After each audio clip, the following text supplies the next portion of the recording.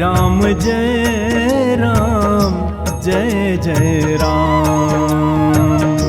श्री राम जय राम जय जय राम। श्री राम जय राम जय जय राम। श्री राम जय राम जय जय राम। श्री राम जय राम जय जय राम। श्री राम जय राम जय जय राम। श्री राम जय राम जय जय राम। श्री राम जय राम जय जय राम। श्री राम जय राम जय जय राम। श्री राम जय राम जय जय राम। श्री राम जय राम जय जय राम।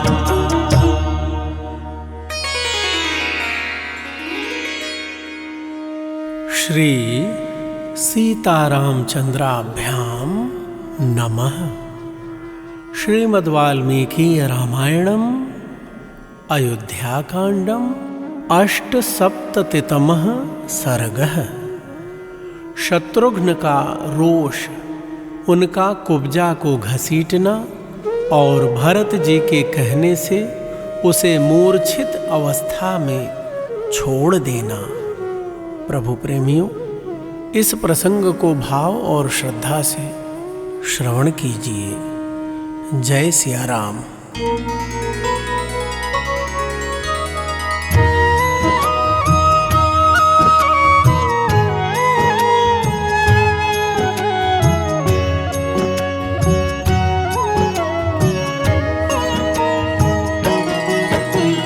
अथ यात्रां समीहन्तं शत्रुघ्नो लक्ष्मणानुजः भरतं शोकसन्तप्तम् इदं वचनमब्रवीत्।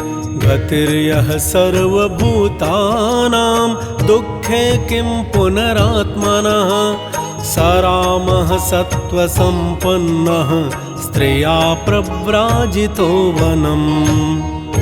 प्रभु प्रेमियों, 13वें दिन का कार्य पूर्ण करके श्री रामचंद्र जी के पास जाने के लिए विचार करते हुए शोक संतप्त भरत से लक्ष्मण के छोटे भाई शत्रुघ्न ने इस प्रकार कहा, भैया, जो दुख के समय अपने तथा आत्मीय जनों के लिए तो बात ही क्या है, समस्त प्राणियों को भी सहारा देने वाले हैं।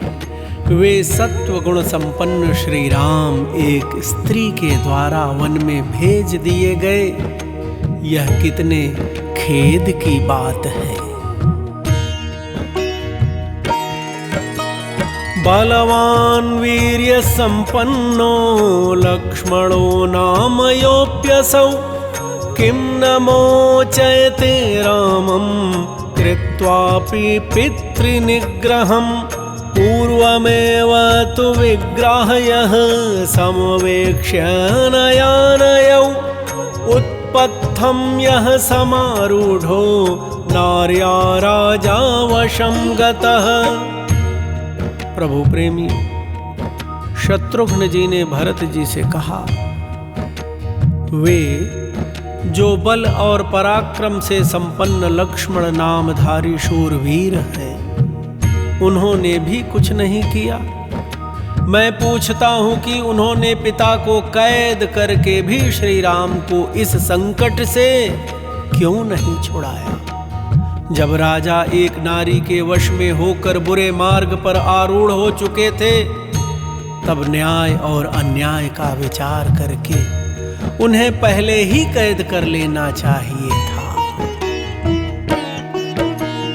इति संभाषमाणे तु शत्रुघ्ने लक्ष्मणानुजे प्राग्द्वारे भूत्तदा कुब्जा सर्वाभरणभूषिता लिप्ता चन्दनसारेण राजवस्त्राणि बिभ्रति।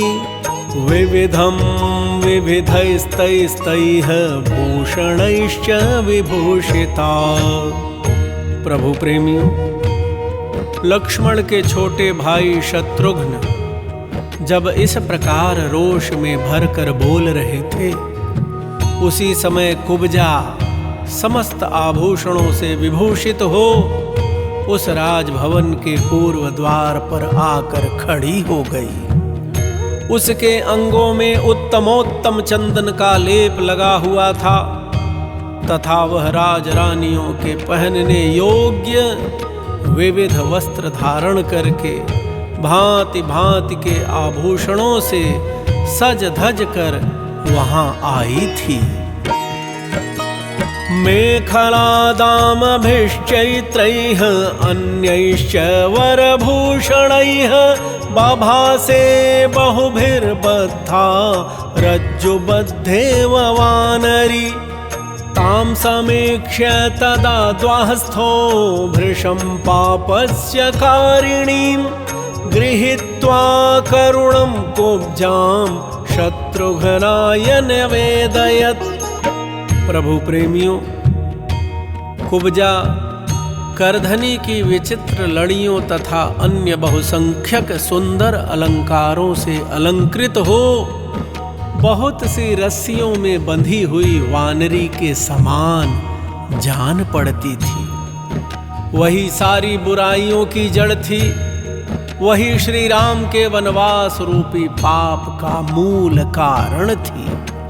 उस पर दृष्टि पड़ते ही द्वारपाल ने उसे पकड़ लिया और बड़ी निर्दयता के साथ घसीट लाकर शत्रुघ्न के हाथ में देते हुए कहा, यस्याह कृते वने रामो न्यस्तदेहश्च वः पिता सेयं पापा नृशंसा च तस्याह कुरु यथाम इति। शत्रुघ्नश्च तदाज्ञाय वचनं भृशदुःखितः अन्तः पुरचरान् सर्वान् इत्युवाच धृतव्रतः। प्रभु प्रेमियों, द्वारपाल ने राजकुमार शत्रुघ्न के हाथ में देते हुए कहा, राजकुमार, जिसके कारण श्री राम को वन में निवास करना पड़ा है और आप लोगों के पिता ने शरीर का परित्याग कर दिया है, वह क्रूर कर्म करने वाली पापनी यही है। आप इसके साथ जैसा बर्ताव उचित समझें करें। प्रभु प्रेमियों, द्वारपाल की बात पर विचार करके शत्रुघ्न का दुख और बढ़ गया। उन्होंने अपने कर्तव्य का निश्चय किया और अंतःपुर में रहने वाले सब लोगों को सुनाकर इस प्रकार कहा, तीव्रमुत्पादितं दुःखं भ्रातॄणां मे तथा पितुः यथा सेयं नृशंसस्य कर्मणः फलमश्नुताम्। एवमुक्त्वा च तेनाशु सखी जनसमावृता गृहीता बलवत् कुब्जा सा तद् गृहमनादयत्। प्रभु प्रेमी, शत्रुघ्न जी ने कहा, इस पापिनी ने मेरे भाइयों तथा पिता को जैसा दुस्सह दुख पहुंचाया है, अपने उस क्रूर कर्म का वैसा ही फल यह भी भोगे। ऐसा कहकर शत्रुघ्न ने सखियों से घिरी हुई कुब्जा को तुरंत ही बलपूर्वक पकड़ लिया। वह डर के मारे ऐसा चीखने चिल्लाने लगी कि वह सारा महल गूंज उठा।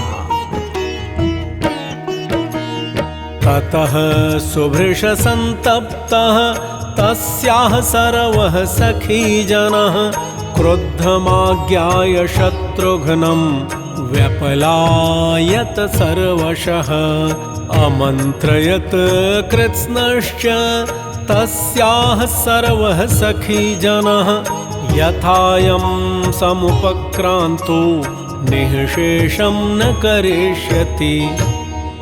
प्रभु प्रेमियों, कुब्जा को जैसे ही शत्रुघ्न जी ने पकड़ा, फिर तो उसकी सारी सखियां अत्यंत संतप्त हो उठीं और शत्रुघ्न को कुपित जानकर सब ओर भाग चली। उसकी संपूर्ण सखियों ने एक जगह एकत्र होकर आपस में सलाह की कि जिस प्रकार इन्होंने बलपूर्वक कुब्जा को पकड़ा है, उससे जान पड़ता है ये हम लोगों में से किसी को जीवित नहीं छोड़ेंगे। सानुक्रोशां वदान्यां च धर्माज्ञां च यशस्विनीं कौसल्यां शरणं यामः साहिनोऽस्ति ध्रुवा गतिः। सचरोषेण संवीतः शत्रुघ्नः शत्रुशासनः विचकर्ष तदा कुब्जां क्रोशन्तीं पृथ्वीतले। प्रभु प्रेमियों, कुब्जा की उन समस्त सखियों ने विचार किया कि हम लोग परम दयालु, उदार, धर्मज्ञ और यशस्विनी महारानी कौशल्या की शरण में चले। इस समय वे ही हमारी निश्चल गति हैं, वे ही हमारी रक्षा कर सकती हैं। प्रभु प्रेमियों, शत्रुओं का दमन करने वाले शत्रुघ्न रोष में भरकर कुब्जा को जमीन पर घसीटने लगे। उस समय वह जोर जोर से चीत्कार कर रही थी, चिल्ला रही थी। तस्यां ह्याकृष्यमाणायां मंथरायां ततस्ततः चित्रं बहुविधं भाण्डं पृथिव्यां तद्व्यशीर्यत।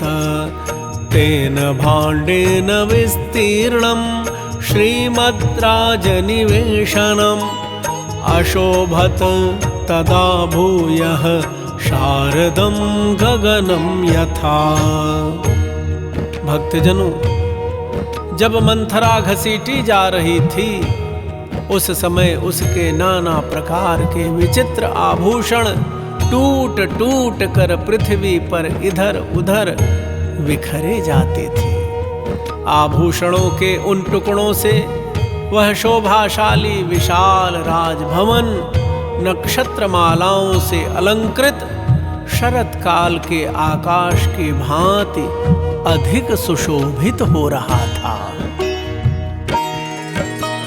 सबली बलवत् क्रोधात् गृहीत्वा पुरुषर्षभः कैकेयीम् अभिनिर्भर्त्य बभाषे परुषं वचः।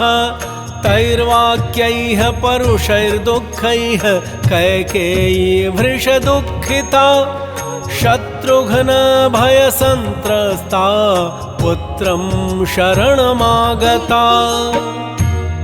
प्रभु प्रेमियों, बलवान नरश्रेष्ठ शत्रुघ्न जिस समय रोष पूर्वक मंथरा को जोर से पकड़कर घसीट रहे थे, उस समय उसे छुड़ाने के लिए कैकेयी उनके पास आई। तब उन्होंने उसे धिक्कारते हुए उसके प्रति बड़ी कठोर बातें कही, उसे रोषपूर्वक फटकारा। प्रभु प्रेमियों, शत्रुघ्न के वे कठोर वचन बड़े ही दुखदाई थे। उसे सुनकर कैकेयी को बहुत दुख हुआ। वह शत्रुघ्न के भय से थर्रा उठी और अपने पुत्र की शरण में आई।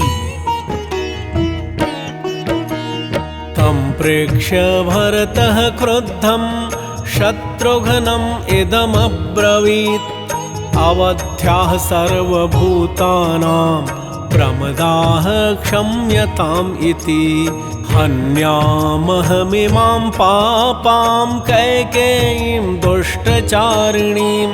यदि मां धार्मिको रामो नासूयेन्मातृघातकम्। प्रभु प्रेमियों, शत्रुघ्न को क्रोध में भरा हुआ देख भरत ने उनसे कहा, सुमित्रा कुमार, क्षमा करो, स्त्रियां सभी प्राणियों के लिए अवध्य होती हैं, उनका वध नहीं किया जाता। यदि मुझे यह भय न होता कि धर्मात्मा श्री राम मातृघाती समझकर मुझसे घृणा करने लगेंगे, तो मैं भी इस दुष्ट आचरण करने वाली पापिनी कैकेयी को मार डालता। इमाम अपि हतां कुब्जां यदि जानाति राघवः त्वां च मां चैव धर्मात्मा नाभिभाषिष्यते ध्रुवम्। भारतस्य वचः श्रुत्वा शत्रुघ्नो लक्ष्मणानुजः न्यवर्तत ततो दोषात् तां मुमोच च मूर्छिताम्।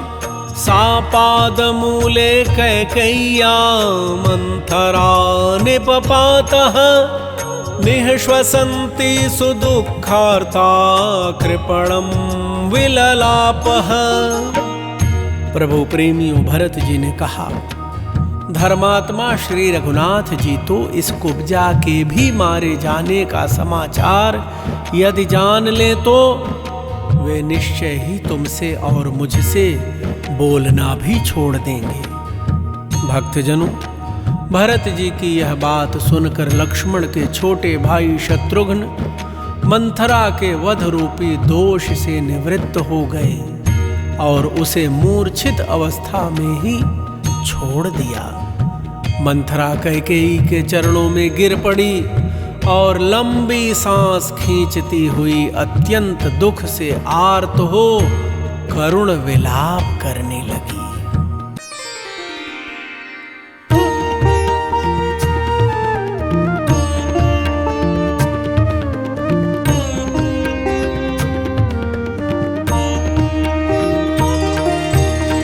शत्रुघ्न विक्षेप विमूढ़ संज्ञां समीक्ष्य कुब्जां भरतस्य माता शनैः समाश्वासयदार्तरूपां